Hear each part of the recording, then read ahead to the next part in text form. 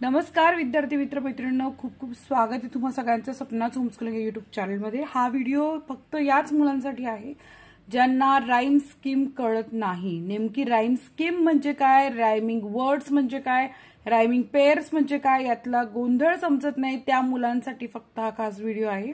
लक्ष देऊन एकूण एक वाक्य लक्षात घ्या, म्हणजे तुम्हाला कधीही कोणत्याही कवितेची राईम स्कीम ओळखण्यात गल्लत होणार नाही। बरं, तत्पूर्वी माझं नाव सांगते। मी आहे सपना टीचर आणि मी पुणे जिल्ह्यातील तळेगाव दाभाडे येथे राहते। तर तुम्ही कुठून माझा व्हिडिओ बघताय मला नक्की कळवाल। पण याच सोबत या पोएमची ही जी राईम स्कीम आहे ती आहे ABCB। अरे ABCB म्हणजे काय? आता हा A कुठून घ्यायचा, B कधी घ्यायचा, काय नेमकं काय? तर याच्या मागे एक व्यवस्थित शास्त्र आहे, सायन्स आहे, लॉजिक आहे आणि ते लॉजिक तुम्हाला इथे समजून घ्यायचंय। बघा, तुम्हाला आतापर्यंत हे तर माहित झालं असेल, रायमिंग वर्ड असतात cut, but, shirt, rat, fat, mat, म्हणजे साधारण उच्चार सारखे असणारे, हे साधारण स्पेलिंग सारखे असणारे हे सगळे शब्द जे असतात ना त्यांना आपण काय म्हणतो, रायमिंग वर्ड्स म्हणतो। आता जेव्हा रायमिंग स्कीम लिहायची असते म्हणजे कोणत्याही कवितेचं एक मीटर असतं। जसं इथे बघा, each day brings new beginnings, decisions I must make, I am the only one to choose the road that I will take.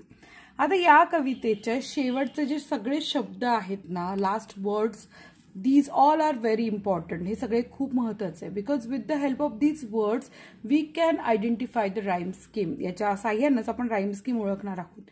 आणि सगळ्यात भारी गोष्ट म्हणजे प्रत्येक कवितेच्या प्रत्येक कडव्याची राईम स्कीम वेगळी सुद्धा असू शकते। असं काही कंपल्सरी नाहीये की मी पहिल्या कडव्याची ABCB आली म्हणजे दुसऱ्या कडव्याची सेम तीच येईल, असं नाहीये। ते rhyme scheme is totally depend upon this last word, so you have to look it very carefully।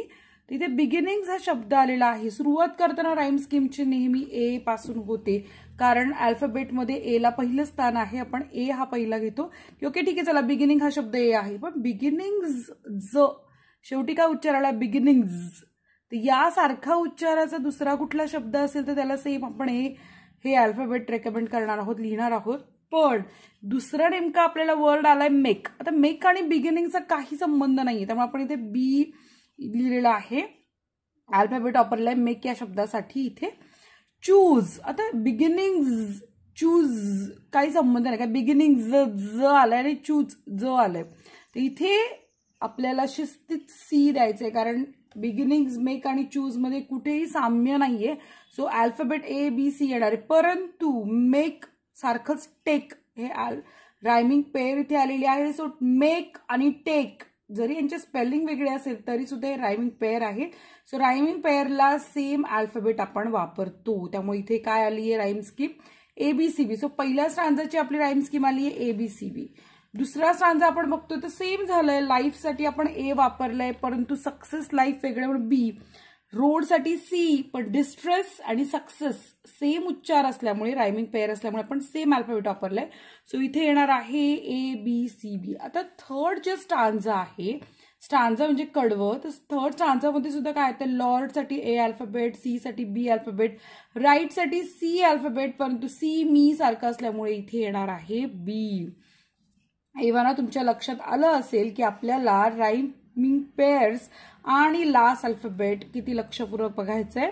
So इथे नो आलंय लास्ट मध्ये शेवटी नो, तर त्यासाठी आपण A वापरलंय, वे साठी B, क्लीन साठी N, कारण नो वे क्लीन वेगळे शब्द आहेत आणि वे आणि डे सेम असल्यामुळे आपण इथे काय वापरतोय, B हे अल्फाबेट वापरतोय, रायमिंग पेअर आहे।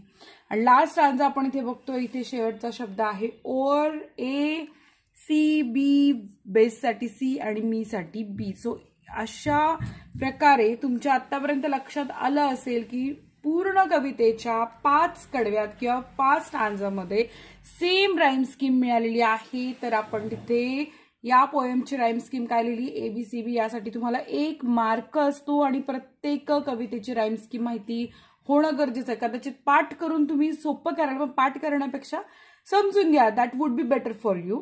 ओके, सो गाईज, आवडला का व्हिडिओ आवडला असेल तर नक्की लाईक करा आणि नवीन असाल चॅनलला सबस्क्राईब करा। भेटूयात नेक्स्ट व्हिडिओमध्ये, बाय।